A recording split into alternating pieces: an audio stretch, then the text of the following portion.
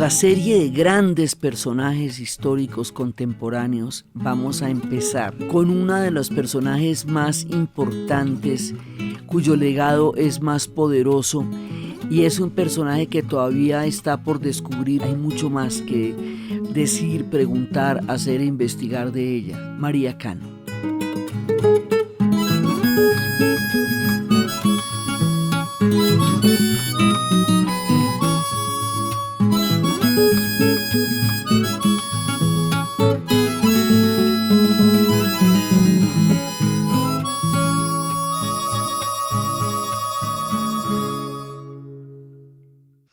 María Cano es una mujer que va a nacer en un contexto muy particular de la historia de Colombia porque es un momento bisagra. Es un momento en que Colombia está entrando en la modernidad. Pues en la modernidad quiere decir los ferrocarriles, quiere decir la luz eléctrica, quiere decir las carreteras, la infraestructura, las comunicaciones de un país que había estado mucho tiempo aislado por la geografía tan agreste que hemos tenido nosotros. Ahí es cuando empiezan a meterle la ficha, a mirarnos como país de muchas maneras. Ella nace el 12 de agosto de 1887 en Medellín. Y ella es hija de Rodolfo Cano y Amelia Márquez. Ella se llama María de los Ángeles, nombre completo María de los Ángeles Cano, y ella tuvo 4 hermanos, María Isabel, Alfonso, Carmen Luisa y María Antonia. Y estaba en un círculo familiar muy particular porque la gente que visitaba su casa era Fidel Cano, el fundador del Espectador, Luis Tejada, un gran escritor, Francisco Antonio Cano, el pintor, Melitón Rodríguez, el fotógrafo, uno de los personajes claves, Tomás Uribe Márquez, Rafael Uribe, eran como los más cercanos, los más allegados al círculo en que María creció. Entonces, es una época paradójica porque tenemos el gran comienzo del progreso, que es ese final del siglo XIX y el comienzo del siglo XX. Es un momento en que están llegando todas las ideas de Europa y sobre todo a comienzos del siglo XX pues van a llegar el socialismo, el anarquismo, el comunismo, el fascismo, todo va a llegar en un paquete. Están en diferentes momentos, pero van a llegar todas las influencias que en ese momento se estaban dando en Europa, en una Europa que se precipitaba sin saberlo hacia un enorme conflicto mundial. Y es también la época en que van a estallar las grandes revoluciones. O sea, es un momento durante el tiempo de vida de María Cano, pasan muchas cosas en la historia y todas esas cosas la van a influenciar a ella. Entonces María Cano nace en este mundo deliberante, en este mundo de las ideas, en este mundo de los debates, en este mundo de las discusiones, en un momento en que el mundo no era así. Era la casa de María, pero el mundo no era así. Ella va a crecer en medio de las tertulias, en medio de los debates, en un mundo librepensante, en una casa librepensante, donde todo se discutía y donde todo se hablaba. Pero mientras tanto, la Constitución de 1886 acababa de entrar en vigor. Ella nace en 1887. Es decir, todo lo que había sucedido de otro pedazo de país, que era el tiempo del Olimpo liberal, que era la Constitución de 1863, había sido súbitamente derogada, entra la Constitución de 1886 y esa Constitución tiene un tinte muy fuerte de la influencia de la Iglesia. Es un tiempo conservador en las ideas, se le conoce con el nombre de la regeneración. Y políticamente hablando es una época, digamos, muy contraria a las ideas liberales que habían estado antes. Ahí hay una pugna vieja, como cuando se hablaba de las 2 Españas. Bueno, eso también va a pasar entre nosotros en América Latina, que hay 2 países que se están forjando el uno y el otro. Entonces ahí viene la Constitución del 86, que declara, digamos, como una mirada monolítica y única y católica de Colombia, y eso va a durar hasta la del 91, cuando reconozcamos que somos un país multiétnico y pluricultural. Pero mientras tanto, hay una sola mirada de lo que debe ser Colombia, y esa mirada está profundamente influenciada por la Iglesia y es una visión conservadora del mundo que va a durar muchos años, que se conoce como la hegemonía conservadora. Frente a este régimen, frente a esta política, va a haber otras corrientes. Una de las corrientes es la Fundación del Espectador, que precisamente va en un sentido contrario al que iba la Regeneración. Otra va a ser la Fundación de la Universidad Externado de Colombia, que se hace justo, digamos, con la misma línea del Espectador. Es una oposición a la Regeneración desde la academia y desde la prensa. Es decir, hay muchas tendencias políticas en ese momento. Y fuera de eso, lo que está pasando en el mundo. Es ahí donde nace María Cano. Y a María Cano le tocan unas circunstancias extraordinarias porque este círculo de intelectuales donde ella nace y las influencias en las cuales ella se va a ver envuelta a lo largo de su formación, la hacen una mujer excepcional. En tiempos en que el patriarcado estaba realmente muy arraigado en la cultura colombiana, en que las mujeres estaban metidas en su casa, no opinaban, no participaban en política, no tenían opiniones y muchísimo menos una vida pública, como no fuera una vida de damas de caridad o de reinados de belleza, que era donde se podía ver a la mujer fuera del ámbito del hogar. Ella va a romper con ese arquetipo y ella va a crear una manera muy diferente de presentarse frente a lo público como mujer en un momento en que eso no está ni pensado. Entonces ella es una pionera, la cosa más impresionante de un mundo que ahora parecería casi normal y en aquella época era inconcebible. O sea, ella está en un mundo en donde nada de lo que está pasando en su casa está pasando por fuera en Colombia. Entonces, ella va a nacer en este mundo y ella va a tener una sensibilidad. Ella desarrolla un pensamiento propio. Esa oportunidad no la tenían las mujeres en esa época porque no tenían acceso al conocimiento. El acceso a las universidades va a ser hasta los 30, hasta 1935, y el voto en la mujer va a llegar en 1957 en Colombia. Ya iba más de la mitad del siglo XX, después de que la ONU había aprobado el voto femenino, y aquí se dio en la película Estimados Señores, que siempre voy a recomendar, se muestra toda la batalla por el voto, pero en la época de María Cano ni podíamos votar, ni podíamos ir a la universidad. Estábamos confinadas a la casa, y era desde la devoción al marido. Entonces ese es el mundo en el que ella nace, pero ella es una mujer como de las de ahora, ¿sí me entiende? Ella es una mujer como, usted se podría encontrar a María Cano ahorita en cualquier parte, pues en un cineclub, en una galería de arte, se podría encontrar a María Cano ahí y ella no disonaría en el mundo que existiría siglo y medio después. Hoy por hoy usted podría sentarse a hablar con María Cano común y corriente y expresar muchas cosas, pero en la época en que ella nació, déjeme contarles que esto no era ni siquiera imaginable, y menos en el momento en que Colombia se estaba desarrollando como país, y menos en lo que en aquella época era Medellín. Que digamos que surjan mujeres como María Cano o como Débora Arango, eran mujeres que van a surgir muy, muy a contrapelo del mundo en el que estaban. Entonces, este círculo que rodeaba a María, este círculo poderoso que le daba a ella el libre pensamiento, en donde está muy, muy unida la figura de Tomás Uribe Márquez, porque ellos son primos y van a estar juntos mucho tiempo en la vida.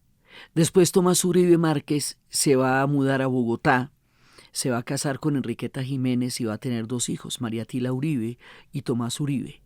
Este mundo va a desaparecer porque es que ella queda huérfana a los 23 años.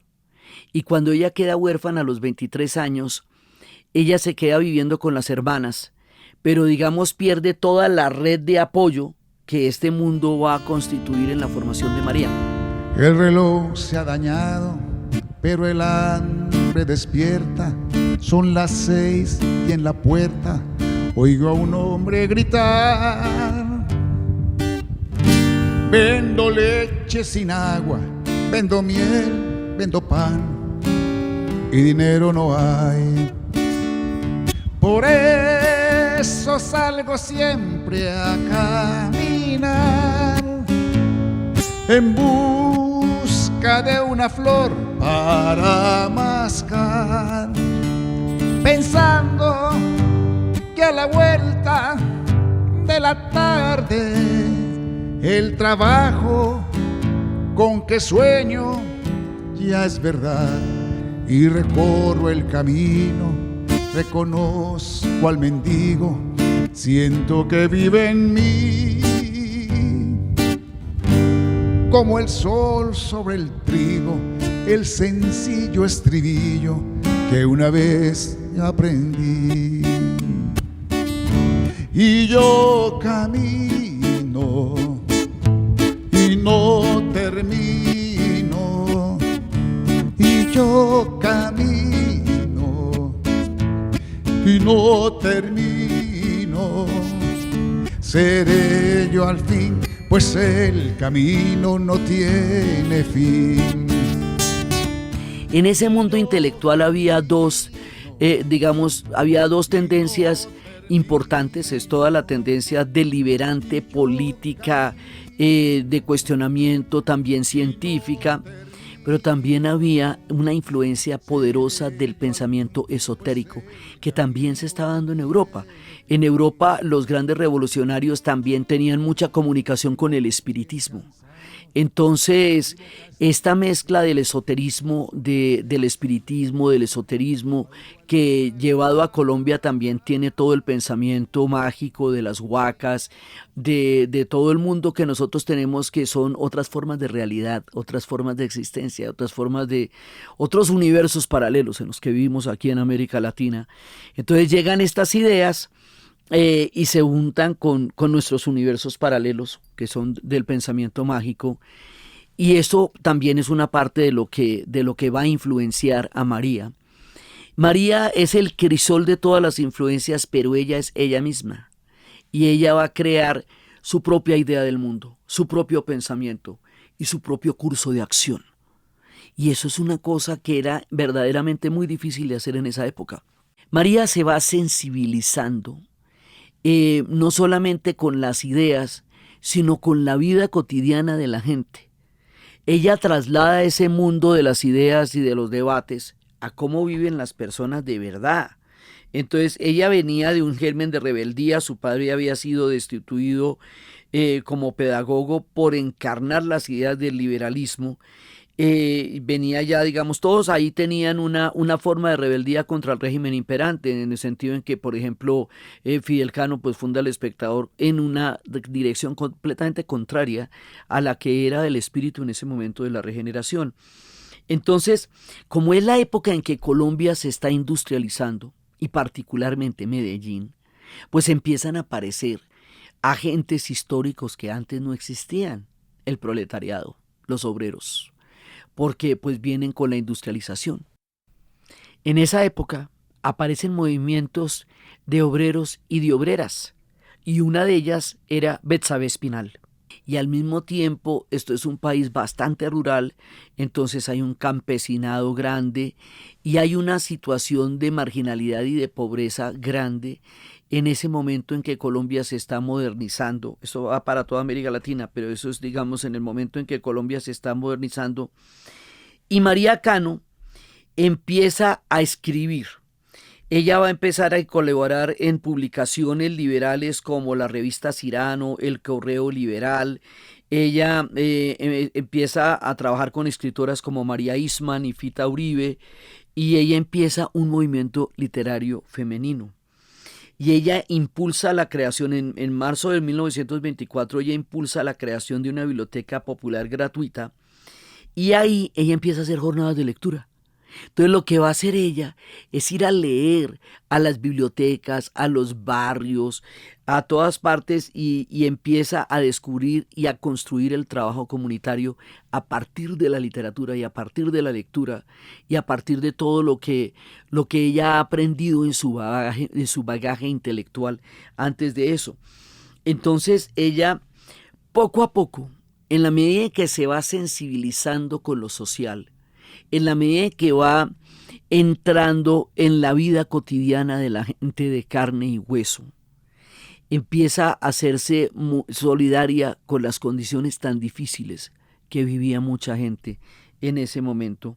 Y entonces ella empieza a trabajar con los obreros, con los artesanos, con los contratistas, con los maestros, y empiezan a crear discursos en nombre de la libertad y contra la pena de muerte, que era un debate muy importante en esa época, porque la habían quitado y la querían volver a poner, y ella decía que estaba totalmente en contra de la pena de muerte, que durante algunas épocas de nuestro país estuvo reconocida oficialmente y después afortunadamente ya no, porque eso no arregla a nadie, pero sí es una cosa muy terrible. Entonces ella se opone a la pena de muerte, ella participa en todos los debates de la época. Ella tiene una postura y una posición frente a todo lo que está pasando en ese momento. Y entonces, en la medida en que ella se va involucrando cada vez más con las mujeres, con los obreros, con los campesinos, a ella le dedican ese título de la flor del trabajo, que era por cumplir todas por su dedicación y por su entrega y por su forma de dedicarse a ayudar al trabajo de los demás. Ella asesora las condiciones laborales en las fábricas, no existía la seguridad industrial ni nada de eso. Ella va y asesora a la gente en las fábricas y a las trilladoras y ayuda a gestionar las quejas de los trabajadores ante la empresa sobre condiciones de trabajo terribles. Y ese activismo y esa entrega van a hacer que en un mundo tan devoto católico la vayan a comparar con la Virgen por su devoción, por su entrega total, y la llaman la Virgen Roja, porque es una mujer devota a los trabajadores. Entonces la Virgen Roja, que va a ser como se llama en la novela de su biografía que va a escribir Beatriz Elena Robledo, basada en la cual está esta historia, entonces esta mujer va a ser conocida como una persona que ha entregado su vida en devoción a mejorar las condiciones de los trabajadores en la época en que Colombia se está modernizando.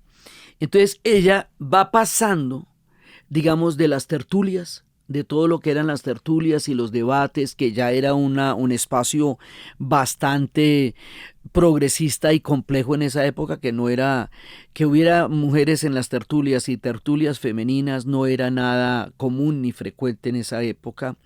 Ese nivel de pensamiento, conocimiento y forma deliberante de las mujeres no era nada fácil de conseguir, crear esos espacios. Ella primero reúne todo el bagaje familiar, luego empieza a crear los propios espacios de las tertulias, empieza a escribir en los periódicos, empieza a conocer la vida de la gente, empieza a entrar en las fábricas y conocer la vida de los trabajadores, y así se va involucrando cada vez más hasta que empieza a hacer giras. Y empieza a hacer giras y a reunir en muchas partes del país y a crear reuniones donde hay todo un liderazgo y empieza a hablar con las multitudes. Y entonces esas giras, ella va a verse coordinada por el Partido Socialista de los Trabajadores. En esa época todavía no existían, digamos, todavía no existía la forma institucional como se habrían de poner los partidos políticos en el siglo XX. Esto es un periodo anterior, ¿sí? O sea, ya después de que la revolución bolchevique tenga las características que va a tener con Stalin, y es que va a crear una sola forma de entender el comunismo a partir de lo que Stalin sienta como doctrina. Eso todavía no está pasando, apenas si se está institucionalizando. El Partido Socialista, los partidos socialistas están en todas partes del mundo. También están los anarquistas. Todas estas ideas están empezando a formarse. O sea, todavía no están como las instituciones partidistas que habrían de definir el curso del siglo XX. Apenas están como todos los debates, es lo que está pasando en este momento. Tomás Uribe Márquez, que va a ser tan cercano a ella, estuvo en la Revolución Mexicana y vio toda la influencia de la revolución, que esa es la primera revolución de nuestro siglo, la Revolución Mexicana, y eso va a tener una influencia muy impresionante, que después la vimos cuando estábamos hablando de Frida Kahlo, y lo vimos cuando en otros momentos de nuestros relatos hemos visto también eso. Entonces hay una influencia también del gran levantamiento salvadoreño, hay una influencia de las revoluciones y hay una influencia de un mundo muy agitado que se debate en cómo se va a organizar el mundo industrial para aquellos que no son los favorecidos por la industrialización, sino que ponen toda la fuerza de trabajo para eso. Entonces, ella está coordinada con los socialistas y coordinada con los socialistas, ella empieza a llevar digamos, sus discursos a las zonas estratégicas como la minería de Segovia, como el Magdalena Medio, Puerto Berrío, Dorada, Honda, Costa Atlántica, y va a impulsar una cosa que, ¿cómo les parece? La jornada de las 8 horas, 8.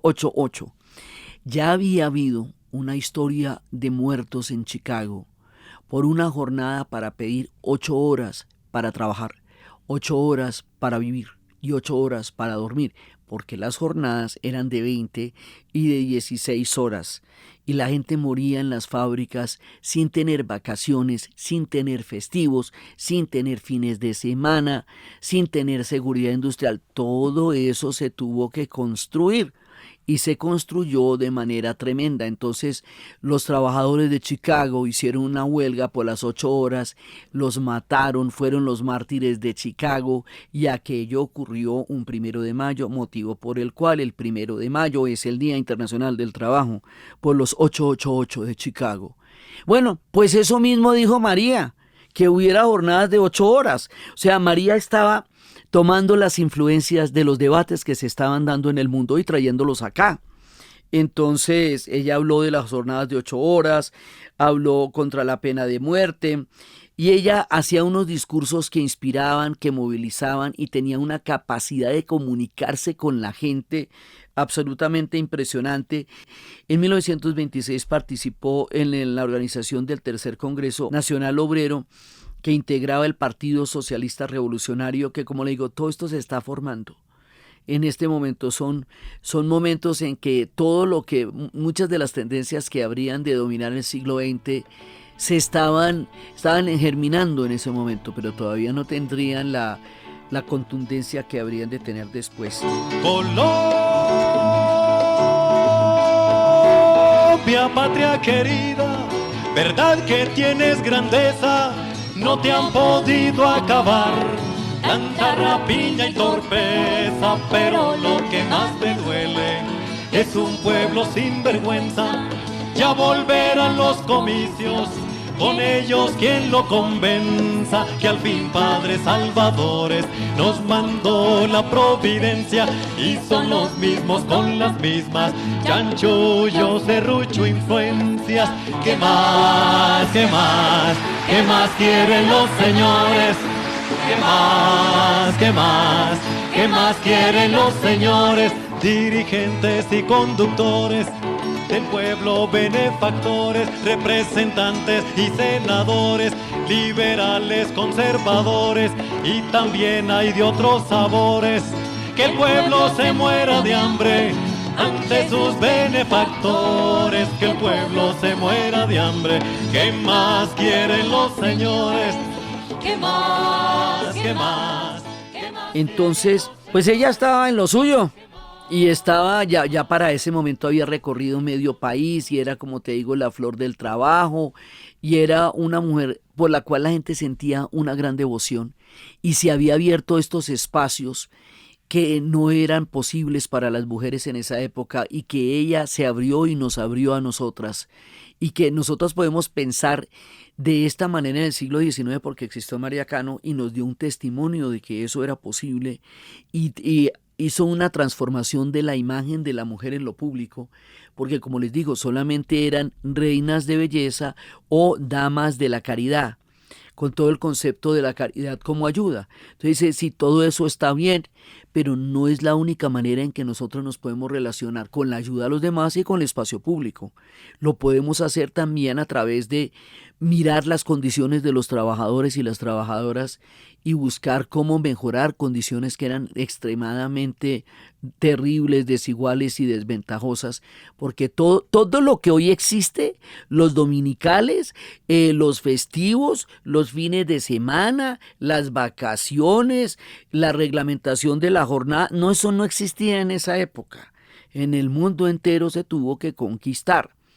Entonces esos debates estaban llegando. Y cuando ella estaba, digamos, como en lo fino de su actividad, sucede algo que parte la vida en dos, de ella, del país y de todos: la masacre de las bananeras. Cuando ocurre la masacre de las bananeras en 1928, cuando estaba en apogeo el movimiento y todas las giras de María, todo el mundo queda paralizado. Primero porque no lo pueden creer. Y segundo, porque la represión que se va a desatar después de la masacre de las bananeras, nosotros conocemos la masacre de las bananeras en gran medida por la manera como Gabriel García Márquez lo va a narrar en 100 años de soledad, cuando José Arcadio asistió a la masacre y decía que los muertos eran 3.000 y la gente no le creía que eso había ocurrido. La masacre de las bananeras, esta situación en la que fueron asesinados muchos trabajadores que estaban pidiendo las jornadas y todos estos derechos de los que estamos hablando, y fueron asesinados en ese momento por la United Fruit Company y el ejército. Esto marcó un punto de quiebre. Marca un punto de quiebre porque primero se desata una represión que antes no existía. Entonces lo que antes eran debates y giras, ahora se vuelve una gran persecución. Y eso, digamos, eso genera una crisis muy profunda, porque entonces María Cano fue encarcelada. Fue arrestada y fue encarcelada, y la tuvieron aislada en cárceles de mujeres, y la acusaban de instigar a la huelga de los trabajadores y a la huelga de las bananeras. O sea, todo lo que antes eran debates públicos y que se estaban dando a manera digamos, de cuestionamientos, ahora se vuelven ilegales, penalizados y criminalizados. Entonces ellos pasan a estar en otra instancia en donde no les había tocado antes, y a ella la van a llevar a la cárcel. Tomás Uribe Márquez también fue a la cárcel, él estuvo en el Panóptico. Fueron acusados de puchistas por sus propios compañeros de partido. Entonces tenían el problema de la represión y el problema de las divisiones internas. ¿Qué quiere decir eso? En Alemania existía un movimiento que se llamaban los espartaquistas, y los espartaquistas se llamaban así por una revista que se llamaba Espartaco, hablando del primer esclavo romano que se rebeló contra el Imperio Romano. Ellos eran parte de la oposición en Alemania a la Primera Guerra Mundial, y eran parte de los socialistas, pero eran una tendencia más radical que la de los socialistas. Eventualmente, y ellos hicieron un push en Baviera, un golpe de Estado en Baviera. Ese golpe de Estado duró poco tiempo, los espartaquistas. Y los espartaquistas fueron asesinados uno por uno, entregados por los mismos socialistas en la época de la República de Weimar en Alemania, y de manera que cuando llegó el fascismo no había una oposición real, y fue el fascismo y no el socialismo el que llegó a Alemania, con circunstancias que el mundo conocería después. Entonces a ellos las acusaban de ser parte de esa tendencia, de ser puchistas, o sea, de querer hacer un golpe de Estado. Esa no era de ninguna manera la idea, pero en la manera como esto se polarizó, así fue, y entonces estuvieron en la cárcel, y entonces así las cosas se fueron haciendo muy terribles. El Partido Socialista la hace retirarse de la arena política, la crisis se profundiza, y luego viene una fractura más grande. Viene una fractura entre el Partido Socialista y el Partido Comunista que se está formando. Se vuelven dos tendencias que van a entrar en contradicción a pesar de estar del mismo lado de la historia. Y el Partido Comunista va a terminar siendo como el hegemónico o el ganador de esa contienda. Eso va a dejar por fuera a un montón de gente que estaba ahí antes, incluida María, incluido Tomás Uribe Márquez. Y eso va, digamos, a generar muchos debates dentro de lo que va a ser la izquierda, y unos van a coger para un lado y otros van a coger para el otro. Y unos van a decir una cosa y otros van a decir la otra. Y los debates de esos, imagínate tú. Entonces resulta que a partir de eso María se empieza a apagar como una llamita. María no, digamos, ella no va a poder superar toda esa crisis. Y hay un momento en toda esta época de la persecución en que ella la acusaban de ser influenciada, porque todavía sigue siendo en esa época en que las mujeres no teníamos pensamiento propio, sino que nos ponían ideas en la cabeza, se creía. Usted acusa de conspiradores a mis compañeros y me quiere excluir a mí de tal responsabilidad. porque supuestamente estoy llevada y convencida por ellos, o sea, no me otorga la posibilidad de criterio personal en este país donde la mujer habla a través del cura, del marido o del padre. Hay esa costumbre, pero ese debate yo no lo voy a hacer. La gente sabe quién soy y cuál es mi criterio. Decía María Cano para decir, yo tengo pensamiento propio, a mí no me tiene que venir a decir qué es lo que tengo que decir, porque yo tengo mi propia manera de pensar. Eso nomás ya era increíblemente revolucionario en esa época donde no existía el espacio para ni para un pensamiento propio ni para la expresión pública de un pensamiento propio a nivel político. ¿Recuerdas, hermano, que nos marginaron por creer despiertos en el hombre nuevo, por ser los espejos del gran desconcierto y por romperle el cuello a la indiferencia? ¿Recuerdas, hermano, cafetín y entrega, viviendo a Colombia tras muchas cervezas y en un rojo trasfondo de frases y emblemas? Oro, negro y tinto era nuestra mezcla. ¿Recuerdas, hermano? Café y petróleo, cumbia del mar, joropo del llano, Aguardiente y ron. hola chico a la Coca-Cola, con chale vale, a cómo son las vainas, a 5 el saco, a 8 el barril, vendo, vendo, vendo, vendo, vendo, vendo. ¿Quién da más? Nadie da más. Entonces me dio la Coca y Petróleo Company. Simón Bolívar, libertador, murió en Santa Marta y en Caracas nació. Porque no importa dónde se nace, ni dónde se muere, sino dónde se lucha. Entonces María da todas las peleas hasta que se va apagando. Hay historias también en la película de Camila Lobo Guerrero, María Cano. Es un referente muy importante para esta historia y la novela de Beatriz Elena Robledo, La Virgen Roja. Entonces, hay un personaje que va a ser muy influyente en la vida de María, que es Ignacio Torres Giraldo. Ignacio Torres Giraldo, ellos tendrán movimientos que se conocerán como los inconformes. Ignacio Torres va a ser el compañero de ella, él tiene un hijo que se llama Eddie, ella termina criando a Eddie y Ignacio va a tener una influencia muy grande. Él va a hacer una biografía sobre ella, pero en la biografía de ella, según la visión de Camila Lobo Guerrero y de Beatriz Elena Robledo, él se atribuye los méritos del pensamiento político de María. Entonces dice, no, los méritos del pensamiento político de María en realidad los tiene María. Pero Torres Giraldo también va a ser una persona muy influyente y muy importante en ese contexto y en esa época. Él va a terminar después en el Partido Comunista y María y Tomás Uribe Márquez no.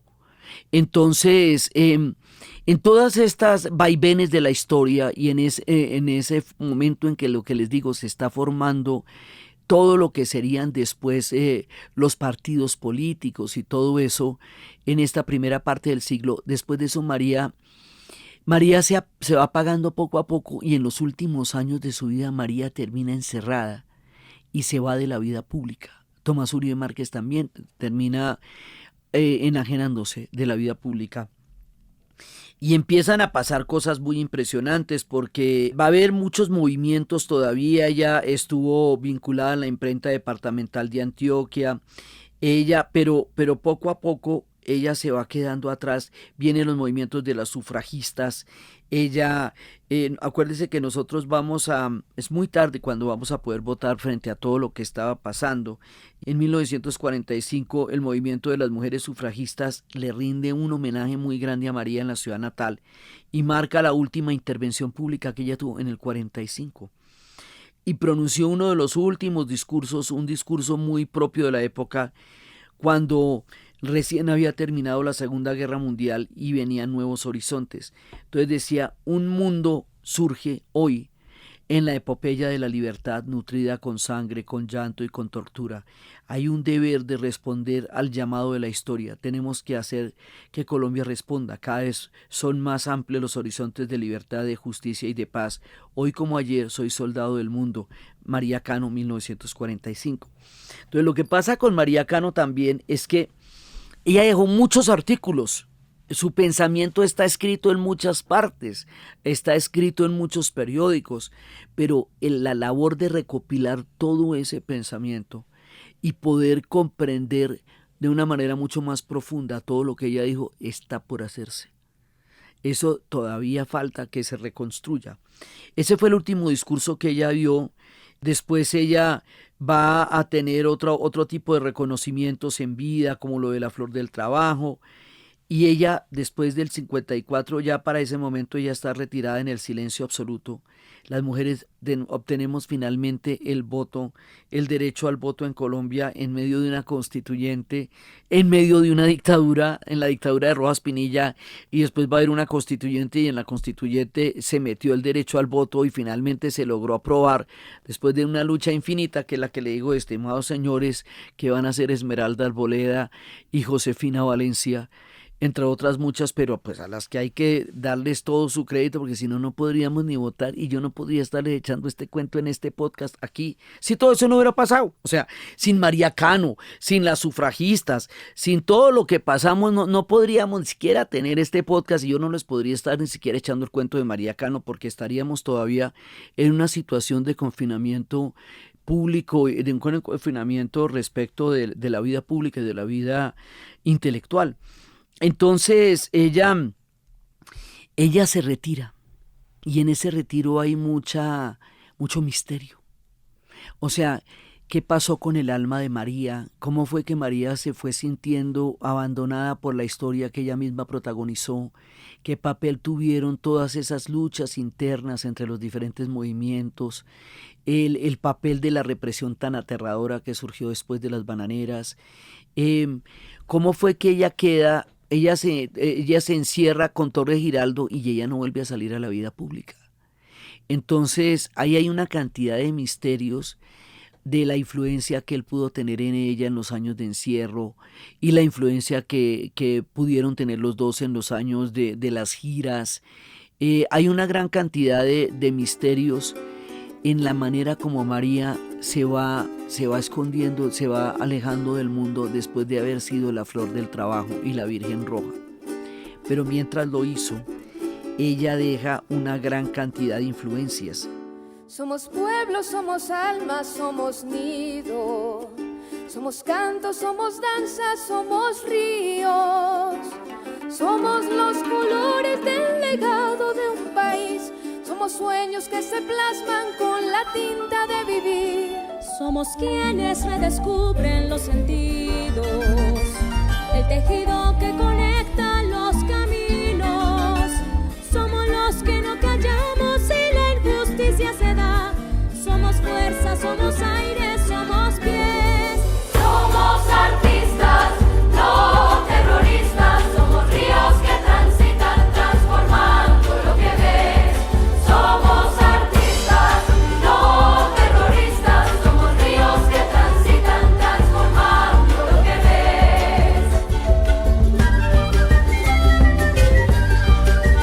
El libro que Torres Giraldo escribe se llama María Cano, Apostolado Revolucionario. Entonces ahí es donde desde la mirada de Beatriz Elena y desde la mirada de Camila Novo Guerrero, él se atribuye muchos de los créditos de la independencia de pensamiento de María, y ahí ellas consideran que él fue parte de lo que la encerró, que él también la ayudó a encerrar y que ella opaca su brillo y termina. Entonces la historia termina de una manera muy triste, porque una mujer tan brillante, tan lúcida, tan comprometida, tan aguerrida, tan capaz de llevar a cabo su pensamiento, termina en el ostracismo. Y no sabemos por qué, no sabemos cuál es el papel. Sabemos que en esa época el patriarcado tenía todo el poder y que era muy difícil para María sin una red de apoyo, sin gente que estuviera al lado de ella, continuar con toda su lucha. Entonces, pues como nos falta tanto por explorar todo el pensamiento, toda la obra intelectual de María, tenemos mucha dificultad para saber, porque muchos de los discursos se perdieron, otros eran espontáneos. La figura de María Cano es tan fuerte y tan poderosa que esta mujer así menudita, fragilita, hoy por hoy termina siendo una figura que va a influenciar muchísimas formas de movimientos, pensamientos y movilizaciones. Ella va a ser reivindicada por las sufragistas, aunque ella no fue del movimiento sufragista. Ella va a ser reivindicada por las feministas, aunque ella no era en ese momento de los movimientos feministas. Ella es reivindicada por las mujeres de hoy, por las nuevas generaciones, por todo lo que ella fue capaz de crear, movilizar y hacer a partir de la fidelidad de ella a sí misma y a sus propias convicciones. Y también va a ser reivindicada por los movimientos obreros, porque hasta el día de hoy las movilizaciones obreras ven en María una gran inspiración por todo su compromiso con la jornada de las 8 horas, con los derechos de los trabajadores. Entonces María cubre una cantidad de espectros en muchos niveles y en muchos universos que son totalmente vigentes hoy. Y por eso tantas corrientes de la historia la van a reivindicar y por eso sigue siendo una figura muy importante para las mujeres de hoy en Colombia y en América Latina, porque esta mujer es una mujer universal en lo particular de sus luchas, de sus giras, de sus lugares, de la Colombia profunda. Sus luchas se universalizan como una de las mujeres latinoamericanas muy poderosas en la construcción de un legado y una nueva manera de luchar por los derechos en la historia. Le faltó la red de apoyo que la hubiera podido sostener en los años más duros, pero ella hizo lo que pudo en el tiempo en el que vivió, en la época en la que le tocó, y siendo una visionaria que generaciones después sería entendida en su valor, en su legado y en su profundidad personal, histórica, y en su profundidad como mujer, como ser humano y como una persona que realmente entregó su vida para hacer un mundo mucho más justo y mucho mejor para todos.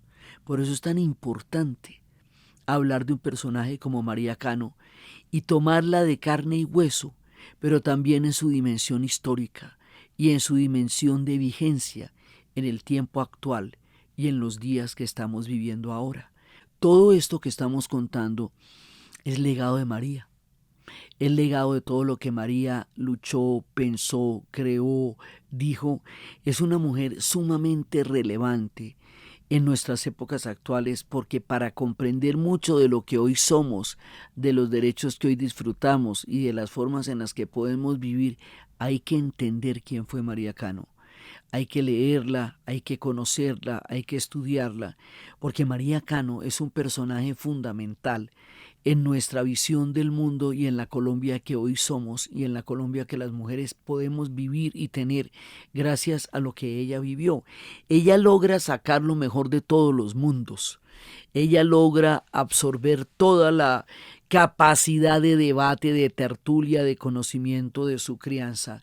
Ella logra a través de la literatura entrar en la riqueza del mundo. Ella logra a través de las tertulias generar espacios de opinión y espacios deliberantes para las mujeres que por la imposición tan fuerte de los roles de la época eran espacios vetados para la gran mayoría de las mujeres, y ella logra moverse por lugares donde las mujeres no se podían mover, y al hacerlo logra entender un universo mucho más amplio que su vida personal, y era el universo de lo que vivían los trabajadores y las trabajadoras en esa época, y ser capaz de poner todo ese bagaje intelectual que ella tenía al servicio de poder aclarar condiciones desventajosas y poder intentar superarlas a través de la lectura, a través del conocimiento, a través de compartir. Los clubes de lectura van a ser hoy tan de moda los clubes de lectura, que hoy por hoy congregan a mucho a la gente alrededor de la literatura y que están en la vanguardia en este momento, y que pues son una maravilla porque son lo que permite que el pensamiento se amplíe. Ella ya tenía eso. Ella iba y leía en todos los diferentes lugares, y al leer daba luces, generaba conocimiento, generaba otra manera de entender el mundo.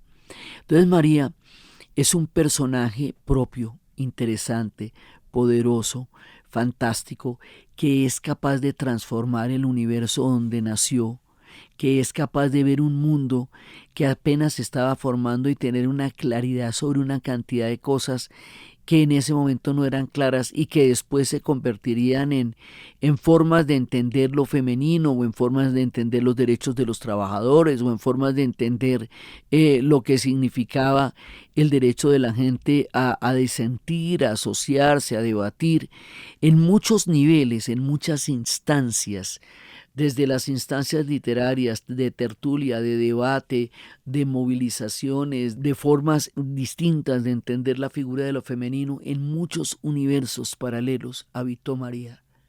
Y habitó con todo eso dentro de su corazón y con una integridad personal muy grande que la hizo poder entregarse genuina y sinceramente a todas las cosas en las que ella creyó.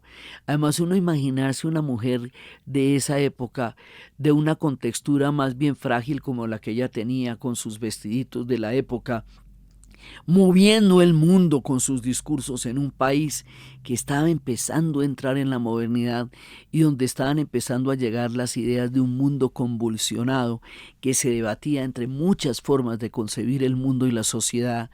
Es verdaderamente un viaje extraordinario contar las historias de María Cano, traerlas a la memoria para nosotros, para nuestra época, para las mujeres, para las generaciones, para entender que los derechos laborales se empezaron a buscar desde esa época y a luchar desde esa época, desde los tiempos en que llegaban todas las influencias del mundo y que hoy muchas de las cosas que pasaron en el tiempo de María se dan por sentado.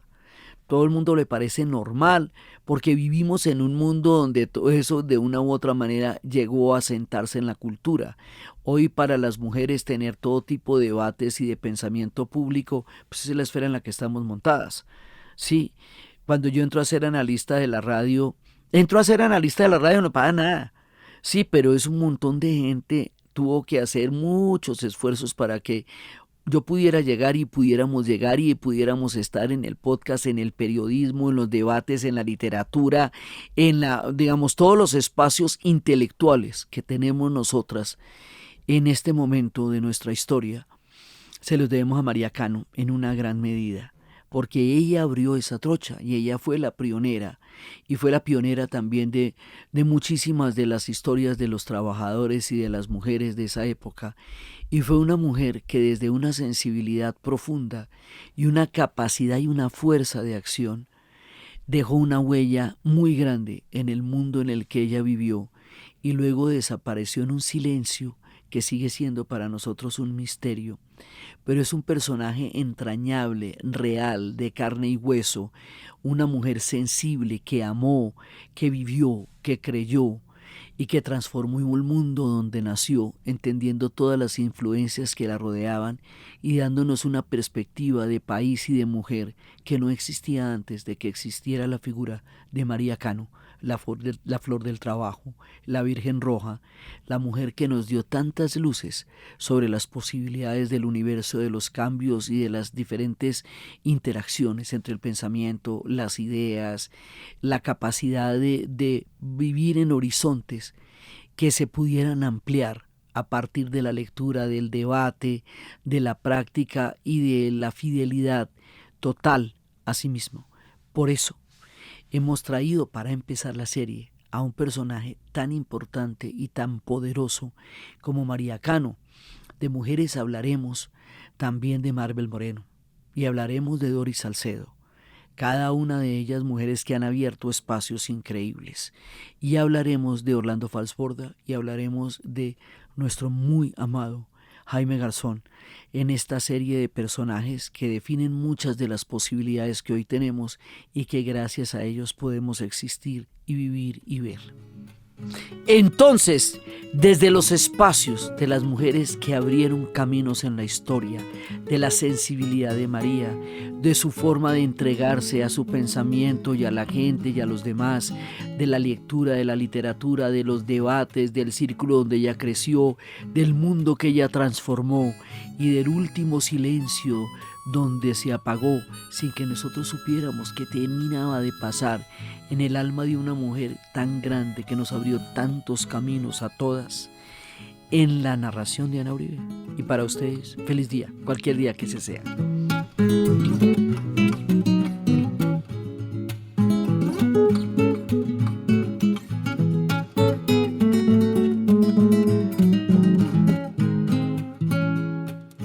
Este programa contó con el apoyo de Señal Memoria de RTBC, financiado por el Ministerio de Tecnologías de la Información y las Comunicaciones, MINTIC.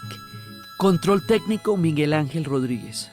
Y a continuación, el equipo de trabajo de DianaUribe.fm, que está integrado por Diana Uribe, Diana Suárez, Milena Beltrán y la edición y musicalización de Eduardo Corredor Fonseca. En la investigación, Arturo Jiménez, Elvira Moreno y Daniel Mesa.